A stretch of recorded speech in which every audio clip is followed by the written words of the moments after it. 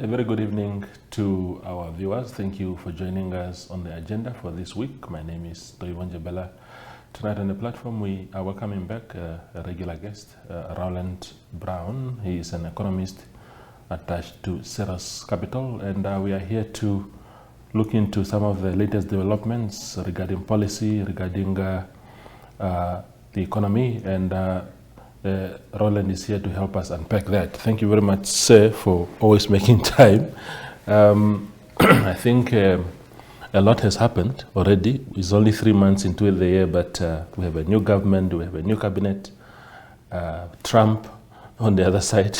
Maybe let's start with the Trump tariffs, which were announced, I think on Wednesday, Namibian time, and we are slapped with, I think, a 21% tariff for all Namibian imports into the USA. Your reaction to that? Well, from a Namibian perspective, it's not ideal, and obviously we need to look at how we respond to this. And there's multiple ways that we could respond to it, some of which would be quite constructive and some of which would be quite destructive.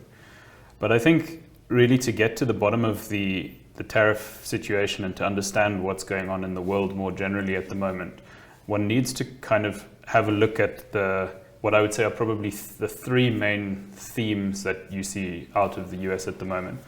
And these three themes are very interlinked, but are quite important from a geostrategic and geopolicy perspective.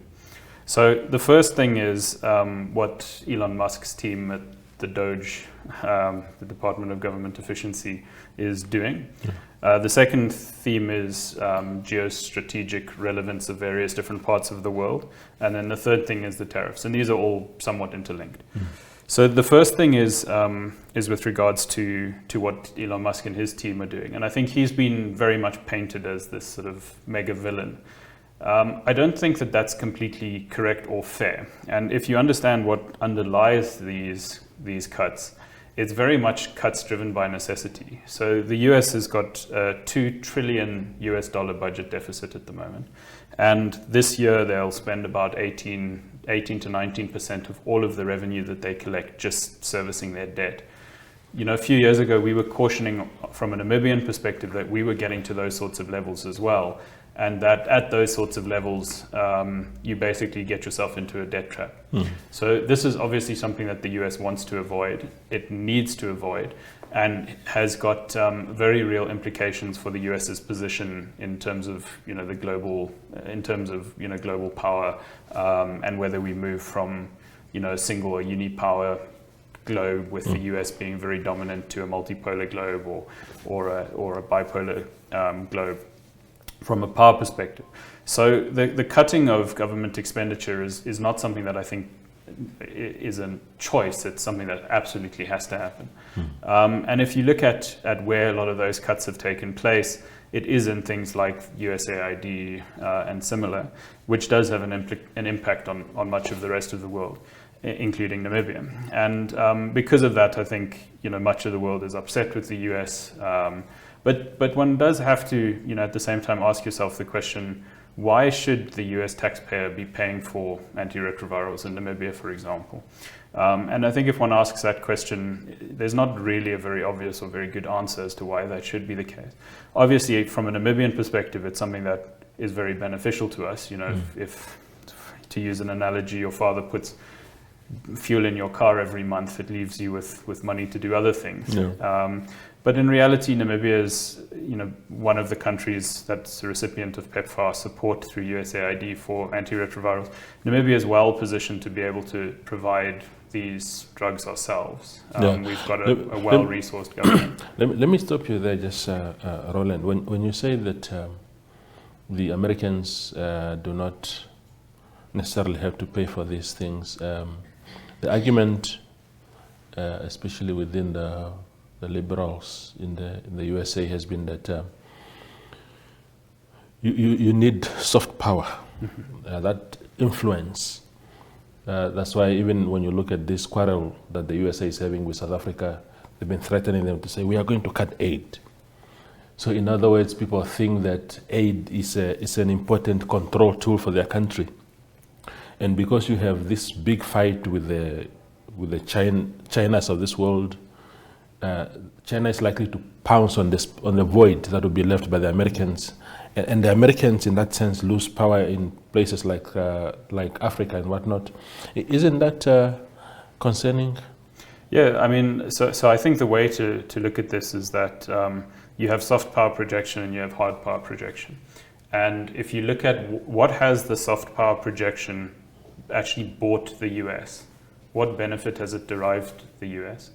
And I think that it's actually hard in many of these countries to see exactly what that benefit has been. So I don't think that providing funding for ARVs has really opened a lot of doors for Americans in Namibia. It's not as if, America has any kind of preferential access to Namibian resources or preferential access to, even tourism or things like this. So I don't think that soft power projection has been hugely successful or hugely beneficial. And the second of the three things that I wanted to mention is around geopolitics and geostrategy. So I'll get to that in a second. But I don't think that soft power has actually bought the US very much. And then the other thing that I think is just useful to contextualize this is when we talk about American taxpayers funding something, we need to kind of recontextualize what tax actually is. Tax is a claim on your time. So the only sort of real origin of value or of income is the utilization of your time. And the more efficient you are with your time, in terms of the things that you can get done, the more income you generate, and the more income you generate, the more tax you pay. If you just consider how, the efficiency of adding tools and expertise and so on, how that lifts your income. So the difference between digging a hole with your hands with a spade, or the difference between walking and driving, or the difference between, typing on a typewriter or typing on a computer, etc. So if we look at what tax actually is, it's this claim on your time. And the question is, why should a fast food worker in the US or a farmer in the US be subsidizing ARVs in Namibia? And the only argument really in favor of this is one, just humanitarian, that we as people should care about each other, which is a reasonable argument.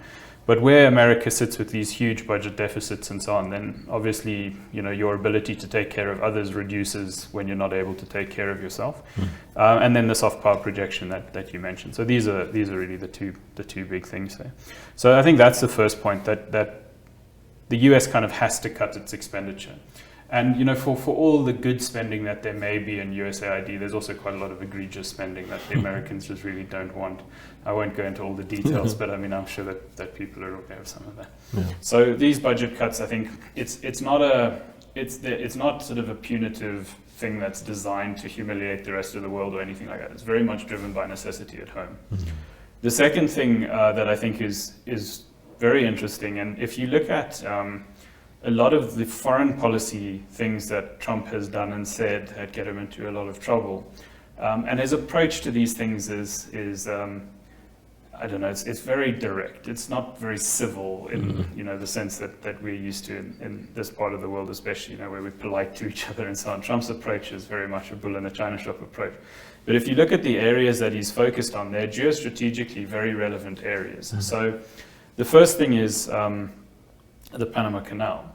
So the Panama Canal is a vital global shipping route, and both the entrance and the exit to the Panama Canal have large Chinese ports. And I think that what the Trump administration realizes is that due to this sort of end of history view of the world, so the end of history view of the world is that thanks to free market capitalism primarily, the world has become so financially successful that we no longer have to fight with each other. We can all do rather well, and everybody can be friends, and there's no longer a need for wars and so on. This is very much a view that the Western Hemisphere has embraced for quite a long time, for at least the last 60 odd years. But it's not the view that empires of old necessarily hold. So Middle Eastern and Far Eastern empires, such as the old Chinese empire, they don't want a unipolar order with the US in power, and so they are gradually increasing their global influence and ability to project not soft power but hard power globally. And things like controlling these choke points around the world is a big part of that. So if you look at a very good example of this, there hasn't been a US flagged non-military vessel through the Red Sea and the Suez Canal since January 2024. So you're talking 15 months because of the Houthis in Yemen attacking vessels moving through that area. And so that cuts off this critical trade route. The other thing that then, or what the implication of this is that moving goods from Southeast Asia to, into the Atlantic and to the US now takes about 50% longer than it did and costs about 50% more as a result. And so this opens up another very interesting critical trade route, which is the trade route around the Southern Cape, around the Cape of Good Hope. And that's very much the reason that Trump is taking such a keen interest in South Africa. It's got nothing to do with what the media headlines are telling you. Trump's interest in South Africa is geostrategic. The 3 or 4 places that he's focused on, Greenland is geostrategic, the Panama Canal is geostrategic, and the Southern Cape here are geostrategically very relevant. And if you have a hot war or a cold war, and you start to have shipping being blocked, America stands to lose very substantially because of this. And the question that I always ask people is, why do you think the Brits cling on to the Falkland Islands year after year, despite all of this protest and so on? Economically, directly, there's no benefit. They found some oil recently, but smallish quantities, and only recently. But they've clung on to these Falkland Islands for a very long time, because from a geostrategic perspective, to be able to refuel and resupply military vessels there means that they can be very confident that they can keep that Southern Cape open for trade. Yeah. So now you have this interesting situation where if you want to move goods from Malaysia, for example, through into the Atlantic, you can't do that through the Suez Canal at the moment. And China and Egypt have an increasingly collaborative relationship. And so coming around the Southern Cape becomes not just an option, but the option. That's sort of all that there is left. And so the US is very concerned about the increasingly strong relationship between Russia, perhaps as a sort of semi-proxy for China, and China going through that Southern Cape.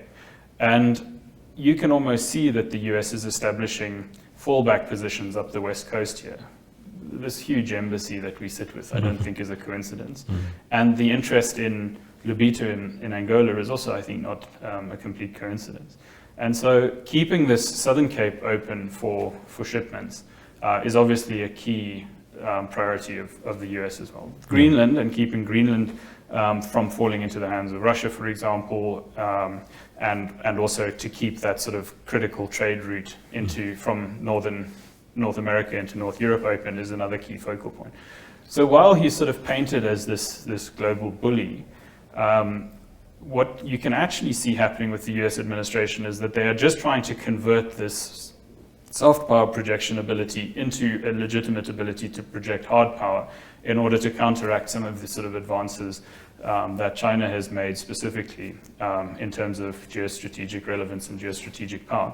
And when it comes to things like the disagreements, let's say, or whatever it is over the Ukraine, the US knows that Russia is not the threat to their power anymore. Yeah. The threat to their power is China. So they don't want to get stuck in a kind of forever war with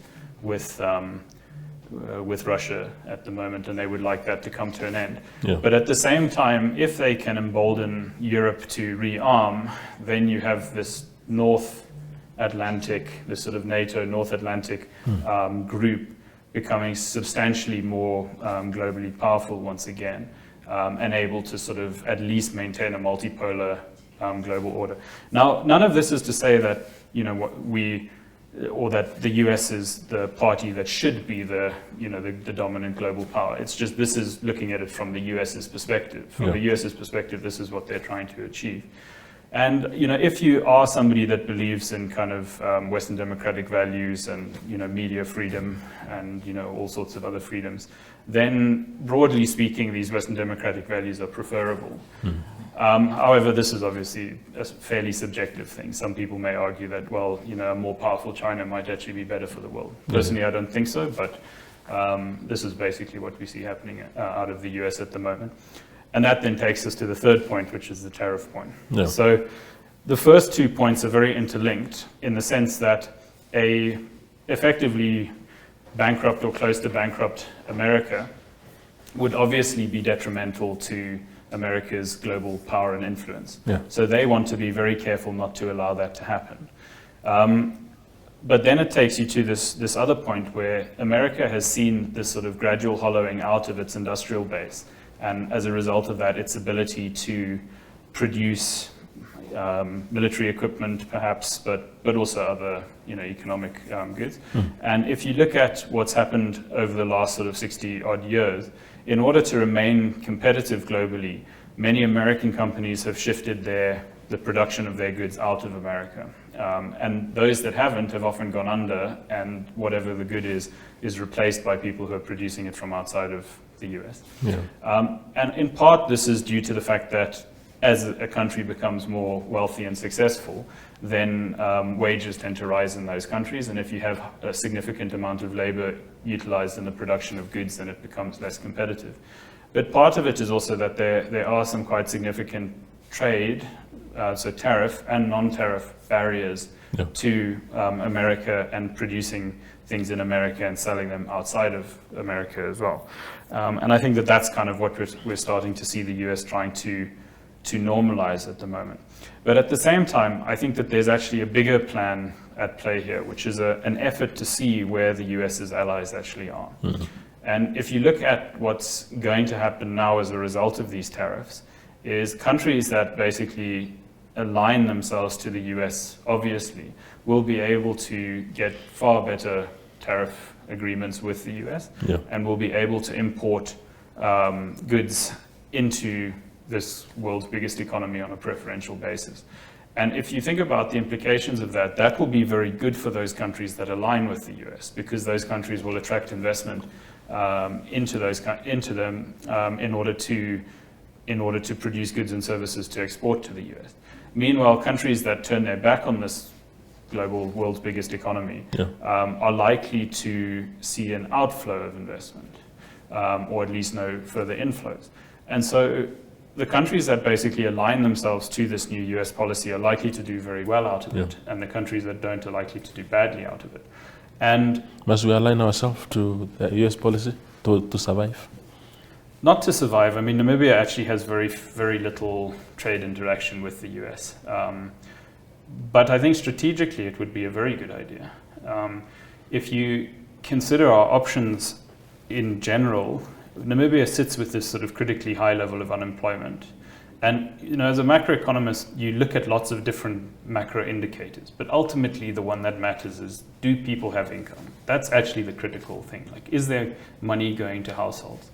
If people don't have income, then you can assume that there will be issues around sanitation, around healthcare, around education, and so on. That this is just the reality of this.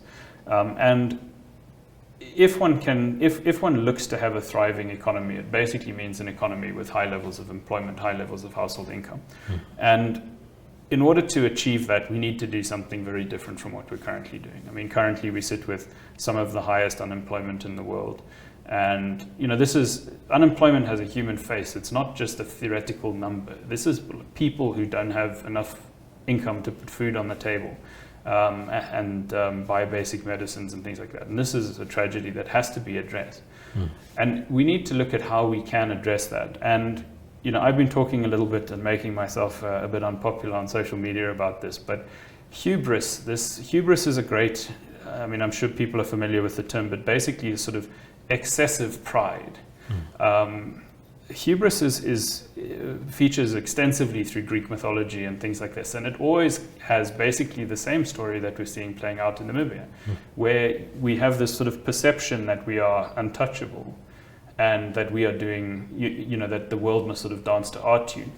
And the end result of this hubris is going to be, again, human suffering. It's not beneficial to be excessively proud.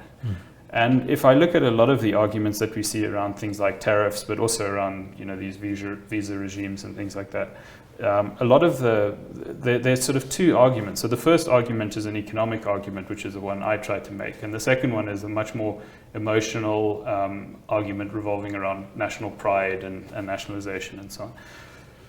The economic argument around these things is that the best thing for Namibia as a tiny, I mean, this is always upsetting to people, and I'm a patriotic Namibian like everybody else, but we are a insignificant economy. We must just accept that. Namibia's economy is 3% the size of South Africa's, and South Africa is 0.6 of the global economy. So we are really not this critically important economy. And if we close our doors to the world will just shrug and walk away. They do not care. We are not that important. And I hear ridiculous comments on social media like, let the Germans see the giraffes in the zoo in Berlin or something. The reality is that German tourists can just as easily go to Kenya, can just as easily go to South Africa, etc. And just to put this into context, Namibia attracts around 1 million, usually a bit less than 1 million, but around 1 million tourists a year. The waterfront in Cape Town gets between 3 and 5 million tourists a year. Just the one shopping mall in Cape Town, just for context. We are really not in this very strong bargaining position where, the whole world desperately wants to come to us and so on. And if we want to do what's best for ourselves economically, we need to try to capture as much global trade, as much global income and so on as possible. And we don't do that by putting up barriers. We do that by being an open economy that wants the world to come to us and to interact with us and similar. And exactly the same is true on the trade front. If we really want to be as successful as possible, we should open up our borders. We should make it very easy for people to do business with us. We should, put every effort into encouraging the world to come to us and to interact with us and for us to interact with them and so on. So that's the economic argument. The other thing that's maybe, or the other argument is this emotive national pride argument. And, I also hate queuing up to get my visas. I've learned now not to use the German embassy for a Schengen visa because I leave there just so enraged, and rather use the Scandinavians or similar. But I also don't enjoy that. But to commit economic suicide in the interest of trying, well, not suicide, this is no exaggeration, but to undermine our economic interests for the sake of this national pride doesn't seem to make a lot of sense to me. And at the end of the day, we say, we must treat the world like they treat us and so on. As I mentioned, we are very insignificant in the global sense. And if we start to treat the rest of the world, perhaps as badly as we are treated in certain instances, the rest of the world will just turn their back and say whatever. Yeah. It will not have a significant impact on them. As I said, the tourists will go to Cape Town or go to the parks in South Africa, or they'll go to Kenya or whatever it is. They won't necessarily come to Namibia, and exactly the same on trade. Mm-hmm. If we decide we're going to play sort of hardball on this, we will just be the big losers. Maybe we'll be more proud of ourselves, but we'll be more proud of a crumbling economy with things moving in the wrong direction and so on. And for me, that's not the type of pride that I actually get any pleasure out of. As much as it's very appealing to kind of give the big middle finger to people who are unpleasant to us, it's not economically sensible to do so.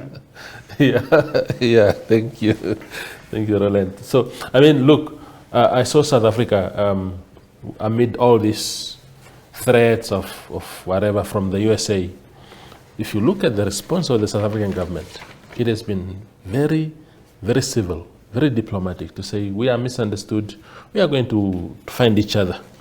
And it's your common man who doesn't seem to understand, say we are South Africans, yes. To hell with Trump. But there are responsibilities when you are Cyril Ramaphosa or when you are the GNU there. The responsibility to deliver to your people is big, and you're not going to deliver that with pride. So I agree totally with you on that. So do you think the new government in Namibia, very alien to many people because we do not know everybody in that team. Do you think? What is your reaction? What is your attitude towards this new government? Well, it's very interesting. As a principle, we try not to look at individuals, as we don't look at a person, and if we disagree with something, we don't disagree with the person, we disagree with something that they do. And from what we see at the moment, I mean, there isn't really much to judge on yet. Yeah. And I'm very adamant in my analysis that I'll try not to sort of paint a person with a brush and say this person is always this or this person is always that, because everybody is sometimes good, sometimes bad, inconsistent, let's say. I'm a bit concerned about a few things. I think perhaps the lack of experience is something to be a bit concerned about. But at the same time, and this is what I remind many of the people that have called me wailing and howling and pulling their hair out and so on, it's not as if the status quo is working well for everyone. This is a critical point. We can't sit with an economy that's got half the people unemployed and think we mustn't change something. And so change is naturally uncomfortable. But to change when things are not going right, I think is important. Now, there were a number of signs of things moving in the right direction, but there were a lot of things that weren't moving in the right direction. So if you take your socioeconomic indicators, there are very few socioeconomic indicators that have moved in the right direction in the last 10 or 15 years. So where I'm a bit disappointed, and this is no disrespect to the incoming finance minister, but I think the previous team at finance had really done a phenomenal job and had turned the ship in the right direction. We were seeing shrinking budget deficits. We were seeing very prudent fiscal management and starting to clean up, a lot of the areas in which there had previously been substantial leakages and inefficiencies and so on. And I think that this mega change that we've seen at finance now, with minister and ED and so on all being moved, I think that that may have been a mistake. Let's see where it goes from here, because I mean, Meshafuda is also very experienced in the ministry, but the reality is that the previous minister was doing a really excellent job and had built enormous trust with the people who are funding these budget deficits, which is very, very important. If you're running budget deficits, you need to have the confidence of the people who are providing you with these shortfalls. And to suddenly reshuffle the whole ministry at a time when there's when there's a big spending plan afoot, that's a very dangerous game. And we need to just see how that plays out. But I mean, I think it remains to be seen. There's something else that I find a little bit disconcerting around that, though, which is that by all accounts, the previous minister was doing a very good job. I mean, in my mind, he was without a shadow of doubt the standout minister. And you would think that one should prioritize keeping your top talent within government. At the same time, I think people who achieved a lot less have been retained. And I think that that's a mistake.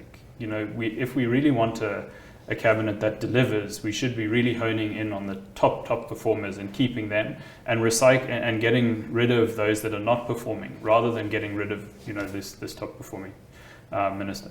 Frankly, I doubt that he will be out of cabinet for very long. I won't be surprised if there's another change and that he comes back in, because I mean, he is just a very rare talent when it comes to economics and policy in Namibia. So I'm hopeful of that. The general sort of theme when it comes to cabinet, I think, is very interesting. And we are of the view that there's quite a significant centralizing of power around the president. We've wondered for a number of years why previous presidents didn't do this, why previous presidents weren't more directly involved in in cabinet's processes and decisions and so on. But the current president will, I believe, be chairing both sessions of cabinet every week. And frankly, I think has appointed a number of people who will do what they are told rather than have a lot of opinions of their own, with some exceptions, obviously. But that sort of centralizing of power around the president, may not be a bad thing. It may actually be quite a good thing. We've been a country with a huge degree of inertia. So things just don't really change as much or as quickly as they should. But this is a double-edged sword. So if you have the centralizing of power, then you can get things done more quickly, perhaps. but you can also move in the wrong direction quickly. So it very much depends on the policy direction that is set by the president through cabinet. And if it's a positive policy direction and we can implement more quickly, I think that would obviously be beneficial. But as I say, it's a double-edged sword and it can go the other way. And then of course the other big thing here is that cabinet is only a part of the equation. So by shrinking cabinet down, but by keeping the civil service the same size, you're actually probably not increasing efficiency. You know, maybe a little bit in certain ways, but in reality, as my one friend likes to say, the president can make policy, but a clerk decides if it gets implemented. And we have the same number of civil servants who, you know, maybe change reverse, maybe, you know, may have competency issues, may have issues in hierarchy in terms of who's actually calling, who's able to implement and who's in charge and similar. And so it may be that very little changes as well. But frankly, I think it's too early to judge. And as I say, we prefer to judge on specific decisions, specific policy directions and so on, rather than trying to pin a label to a name or something like that. Absolutely. We go for a very short break and return with Rowland Brown.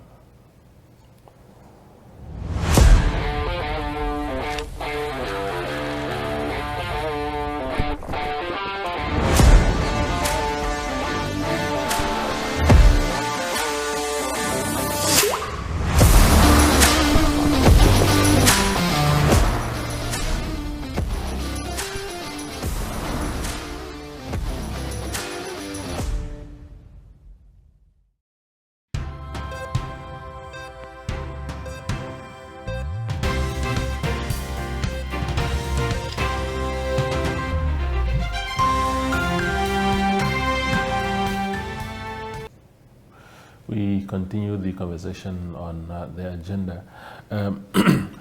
Tell me, Rowland, of course, keeping still just briefly with the new government, the appointment of Elijah Ngorare. One of the issues that I wrote an editorial this week was about the fact that he's not in the central committee of the SWAPO party. He's not in the Politburo, same as the deputy prime minister. For the first time ever in the history of our country, we have a scenario like that. Do you think it's important that there's a close-knit relationship between the party top structures and top structures of government? So I think what you see there is exactly what I mentioned earlier, which is the centralizing of power. So if you look at cabinet, prime minister, a huge number of the individuals that are in cabinet or in these positions are handpicked by the president. They haven't risen through the party ranks in a conventional sense. And the implication of that is they're very much there at her mercy, which is a good way of ensuring that you have absolutely steadfast alliance.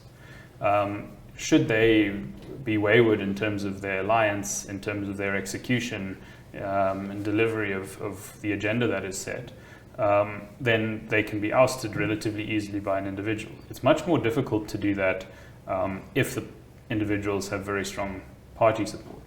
Now, I think everybody will have a different view of exactly who you would pick if you were put in the position of the president, and you could pick, members to put on the party list, and then again members to appoint to the National Assembly and ultimately to cabinet if you so desire. And I think in that regard, my pick would have been extraordinarily different from the pick that was made. But in any event, obviously it's the president's prerogative. And I think that her selection, from what I observe, and from the people that I know within the cabinet, I know more than half, let's say, they are all people that can execute. And I think the Prime Minister is, I don't know him personally, but the perception that I have of him is that he's somebody that gets things done. And I think that is very much the sort of theme within cabinet. So it's not necessarily the ideologues, and it's not necessarily the thinkers. It's not necessarily the people that are going to be putting the policy together that you see within cabinet. Many of those probably are still more within the party structure. And so I suspect that what we're going to see is a combination of the president and the party deriving policy and the policy direction, and the implementation of that being handed to cabinet with probably a very short leash from the president to say, you know, these things will be done. Yeah. Otherwise, there will be somebody else brought in who does them. And again, it's a double-edged sword. It could be very good. Yeah. It could be bad as well. So remains to be seen. Yeah. Just to go back quickly again to the issue of the visas. Because my attitude, and I came under a lot of attack in May last year when it was. I remember I was abroad and I was on Twitter and people were going off because I was really saying, look, we need everybody that we can bring into the country with as much. We need the volumes and we need efficiency around their entry into the country. And people are saying, oh, but you know. I mean, for example, we know that for the longest of times we had this visa-free arrangement with the UK. Mm-hmm. And people were leaving Namibia under false pretenses, go in the UK, visa-free, and never return again. Start looking for asylum that side. But if you reverse the same scenario, the people who are coming here from Scotland or England or wherever, they're just coming in for 2 weeks or whatever, have a good time, go back. They're not seeking asylum here. So to equate the two scenarios, the traffic in both directions is not the same. So that is also my attitude generally to say, do we really have to reciprocate? It's very unpatriotic. I think both of us have been called very unpatriotic for our positions on this.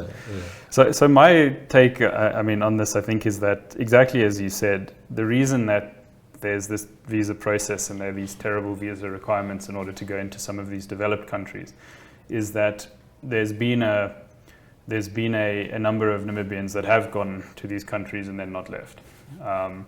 And you know, the process is painful and it's expensive and so on. And I think that that's something that we should really be addressing with some of these counterparties to say, you know, firstly, non-refundable visas, you know, for a student or somebody that's trying, this is not very ethical.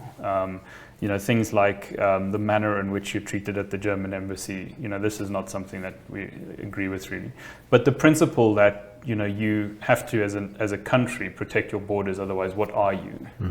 You're not a country if you don't have some kind of borders protection, I think is fairly well understood. And as you say, I don't think that Namibia has a major issue with people coming to Namibia and then overstaying their visas in a substantive sense time and time again and so on. So I think that that's the reason that these other countries have the visa on Namibia, and I don't think that Namibia needs to reciprocate on that issue. So it becomes more of an issue of sort of pride, and you know, nobody likes to feel mistreated. Obviously, you know, that makes the blood boil, and you want to sort of get your revenge in some sense when people do that. But it's this hubris again that I mentioned that becomes kind of a bit suicidal. And you know, what I think people don't always capture or comprehend on this visa issue is that there's a very basic economic principle, which is that if you increase prices, you reduce the volume demanded. You know, this is not even first year economics. This is high school economics. It's a very broad principle, and it's conceptually very easy to understand. You know, if you double the price of beer, people will buy a bit less of it. But exactly how much a price increase reduces demand depends on the good or the service, and it depends on how price sensitive people are and similar.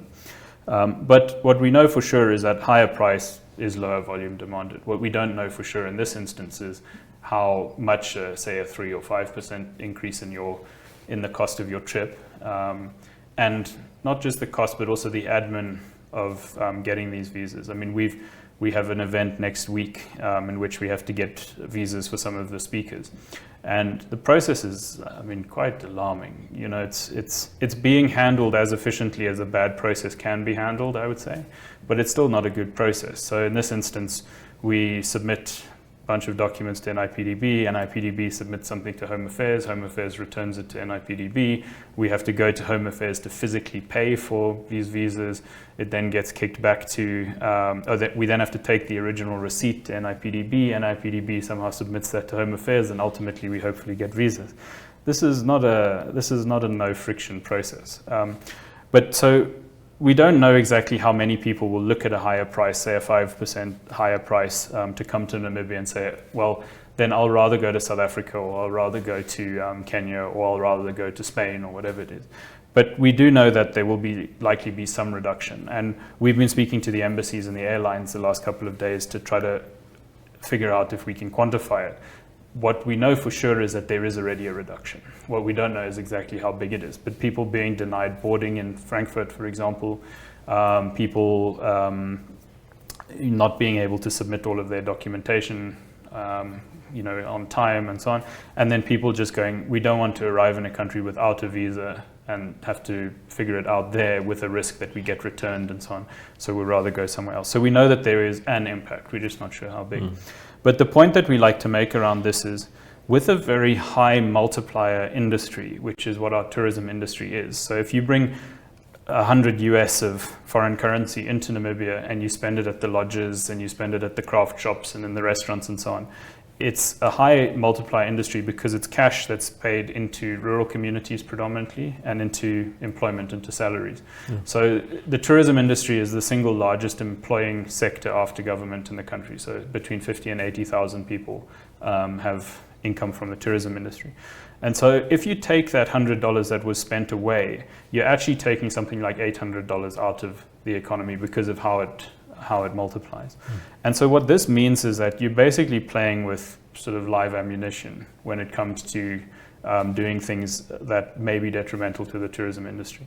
And so we've done some calculations on this, and it basically works out that a 0.38% reduction in tourism from these affected countries will leave the country in a net negative position.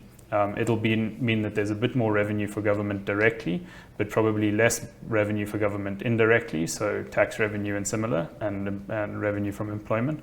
And obviously then, less income at household level, less income for your tourism companies, for your employees of tourism, and similar. So this is the point, that because we have this high multiplier industry, a small reduction in the utilization of that industry has this big ripple effect. And so we should be very careful when it comes to this. Now, at the same time, obviously a low friction visa is much better than a high friction visa and so on. But the reality is that Namibia needs as many foreign dollars as possible. We're not a very wealthy country domestically, and the more that we can attract foreign economic activity, the better it is for us as a people, for the country. And when we sit with these very high levels of unemployment, I'm told I talk about employment too much and that's my excuse for everything and so on. But in reality, that is the single most important thing for Namibia. We need to get employment up so that we get household incomes up, so that we get sanitation to improve, etc., etc. The employment is very much at the center of everything. And we need to do whatever we can to increase the number of Namibians that are employed, and this will also have these multiplier effects. It will be good for government revenues, it will be good for demands on the public purse dropping. So if people have household incomes from employment, they don't need as much support from the state and similar. Yeah. So employment is very much at the core of everything. And getting policy right that increases employment in the country should very much be our focus. The half a dozen, or I'm being hyperbolic, but the very small number of Namibians that travel abroad every year, the 10,000 or 20,000 Namibians that leave the country every year, they are absolutely insignificant in terms of the tourism statistics elsewhere. And the spending power of the Namibian tourist on average is also quite low compared to the spending power of the foreign tourist. The countries that the Namibian tourists go to, if it's the US, if it's the UK, if it's mainland Europe, these are countries that have close to full employment, or structurally full employment. And so these are really just not like-for-like comparisons. So this is very much an emotive argument. I was mistreated, and these bloody foreigners, they are so rude to us, and they're so unappreciative, and we should get kind of revenge. But it's revenge that's more detrimental than beneficial to us. And so, as much as I understand the emotion around it, it's not useful emotion. It's actually destructive emotion. Yeah. You mentioned, you made a comment, again this week on social media about I mean, I don't know whether you were misunderstood or you meant what people understood you to have said. So there's a hotel that retains the tips paid to its waiters. So waiters can take their tip with home, but it will be deducted from them by the employer. And it was a big issue. And you said something to the effect that if we didn't have high unemployment as we do right now, some of these things maybe wouldn't happen or people would just walk away. And I was one of the people who replied to say, but it doesn't, even if we had the 250,000 jobs that Netumbo is promising us, this shouldn't be happening. Your context, what did you mean there? I mean exactly what I said. So I wasn't misunderstood. I think people may disagree with me, but I don't think I was misunderstood. Yeah. The point that I make is if you go to a bank, for example, and you find a higher level employee in the bank, and they're getting messed around by their employer, it's unlikely that they'll run to the labor commissioner or something like that. They will just say, okay, well, I'm not going to put up with this. And they'll start looking around town and they'll find another job. Now, the reason that they can do that is because they have skills and because their labor is in demand, because of their skills. And so, you know, and we see it all the time. I mean, we get CVs from competent people working in big institutions who don't like their place of work. Their place of work is mistreating them. Maybe it's not the same level of egregious mistreatment that we see in this instance, but this is the point, right? Even on lower levels of mistreatment, people just say, look, I don't want to work for this employer, I'm going to go somewhere else. And if an employer, let's keep using the bank example, loses 6 or 7 or 8 people, maybe even 1 or 2 people, they'll introspect and say, okay, well, we can't keep doing what we're doing because it's chasing all of our people away. But the problem that we sit with in Namibia is we have a shortage of high-skilled people and a surplus of low-skilled people for the jobs that we have. So if you've got some skills, you're in demand. People are trying to get their hands on you. But if you're lower skilled, then you just don't really have that many options. We have such high levels of unemployment. And then your best bet is to go to the Labour Commissioner and have the Labour Commissioner come and fight your case for you and so on. But a much better situation than having to go and beg somebody to come and fight your case, where it doesn't matter to them as much as it matters to you, is to be in a position where you can just go, this is nonsense. You're not keeping my tips. It's my tips. And if you want to do this, I'm going to walk down the street to another tourism facility or to another entity, and I'm going to say, I'm looking for a job here because of this nonsense over there, and I hear that you treat your people right, and I'd like to come and work here. Here's my CV. And if you were to do that in a place like Germany, where you have full employment, or very close to full, like structurally full employment, you would get a job within 24 hours, maybe 48 hours if you take a long time to walk down the street. But the point is, in that situation, you can protect yourself much better against that sort of treatment. And I specifically made the point in this tweet to say that this is a long-term thing. Like long-term, that's a better solution. Yeah. In the meantime, that doesn't mean one turns a blind eye to nonsense, right? Yeah. That doesn't mean that you just sit and say, no, you do whatever you want. When it comes to these kind of egregious mistreatments. And there is, in labor economics, there's this structural imbalance between employers and employees. And where you have full employment, then your employees become extraordinarily influential and powerful. Where you have high levels of unemployment, such as we do, then your employers are very powerful and influential. And so in order to basically flip that, we need to get closer to full employment. Yeah. And to do that in Namibia, theoretically, is not very complicated. It's a policy issue. Yeah. If we get the policy environment right, then we should see full employment. But I generally think that a lot of so bad economics leads to bad economics. So because we have bad economics driving, policy, or that's had a big impact on policy for many years, now we have to put in bad economics in order to protect people from the consequences of that policy. And a much better long-term solution is to have an economy that's moving in the right direction, that's creating employment and similar. And I used the bank example previously, but you don't need to go to these super high skilled things. If you just look at artisans, The mines are all fighting for artisans at the moment because there's 1 or 2 new mines, because of the oil and gas activity and so on. So if you're not a good employer, if you as a mine boss are mistreating, one of your welders or something like that, that person will up and leave like this. They won't go to the Labour Commission. Absolutely. No, the context is very clear. Thank you, Rowland. I had hoped we would cover also the national airline that is being talked about. I'm glad we did. But thank you for coming through. Thanks a lot. Yeah, that's Rowland Brown. He's a local economist associated, or actually working at Ceres Capital, weighing in on some of the current policy issues and debates that are happening in the country. Thank you for watching.